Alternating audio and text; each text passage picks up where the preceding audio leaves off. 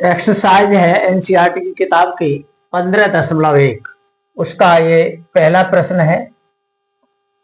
Exercise 15.1 और इसका प्रश्न नंबर 1 ये लिखा हुआ है। ये पद है, यहाँ पर 8 पद हैं यहां से लेकर यहां तक, और पूछा है इनका माध्य विचलन। तो ये पद x से व्यक्त करते हुए ये सारणी बना ली है, ये लिख दिए हैं पद और इनको जोड़ दिया है। ये जोड़ हो जाता है 80 इनका। अब यहां पर इनका निकालेंगे कैलकुलेशन। x बार का मतलब होता है माध्य, और x का सिग्मा बटे n। सिग्मा कहते हैं योग को, x कहते हैं पदों को। पदों का जो सिग्मा है वो 80 आया है, तो सिग्मा x का मान हो गया 80। सिग्मा माने जोड़ना, x कहते हैं पदों को, पदों का जो जोड़ है वो 80 है, और n पदों की संख्या को व्यक्त करता है। ये कितने पद हैं, ऐसे इनको गिन सकते हैं, 1 2 3 4 5 6 7 8, 8 पद हैं, तो n का मान 8 हो गया। इस तरह से ये जो मान आया निकल के x बार का वो आया 10। अब 10 सब में से घटाओ तो कुछ बचेगा, उसको विचलन कहते हैं, और d से व्यक्त करते हैं विचलन को। तो जैसे 4 में से 10 घटाएंगे तो 6 आएगा। मोर लिखा है, ये माइनस नहीं लिखेंगे, लिखेंगे प्लस का ही। अंतर से मतलब होता है 4 में से 10 घटाया 6, यानी माध्य का और 4 का माध्य जो निकाला वो 10 आया, तो 10 का 4 के साथ डिफरेंस 6 आया।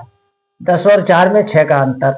ऐसे ही 7 और 10 में 3 का अंतर, 8 और 10 में 2 का अंतर, 9 और 10 में 1 का अंतर, 10 और 10 में कोई अंतर नहीं, 0 अंतर, 12 और 10 में 2 का अंतर, 13 और 10 में 3 का अंतर, 17 और 10 में 7 का अंतर।